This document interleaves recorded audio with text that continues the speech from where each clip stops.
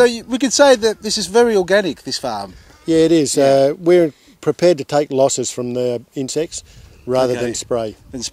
Yeah. Good on you. That's a great effort, and it's the way of the future. People are avoiding all the chemicals that go on, especially in the home garden, and it's the best advice you can give anybody. Either make your own insecticide, meaning a little bit of oil and soap and things like that. Yeah. Otherwise, just prune them and cut them out if they're infected. Irrigation.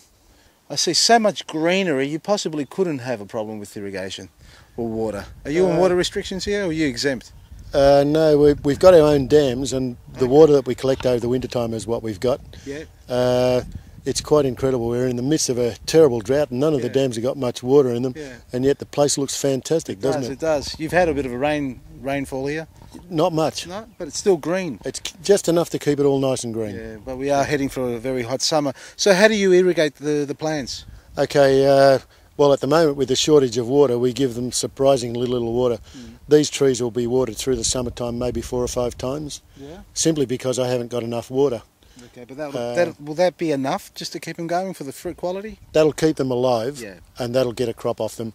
Okay. So what we do is we do a deficit irrigation situation where up to the 3 weeks before the fruit's ready to pick, we irrigate them very seriously for the last 3 weeks. Okay. And up to that we give them very little water, just enough to keep them going. Okay. Yeah, but those last 3 weeks are really crucial. Yeah. They must have a lot of water, otherwise the fruit will be dry. So how much water will one tree require? How much water do you actually Okay, the little squirter here puts out, I think it's 42 litres an hour. Yeah. It's a microjet. It sprays about 1 metre either side of the tree, which is really handy because we can give them a lot of water really quickly in the summertime when they get stressed. Yeah. Yeah. So how much was it per tree? 40. No, well, there's 2 trees taking that squirter, so it's 20 litres per tree per hour. Tree.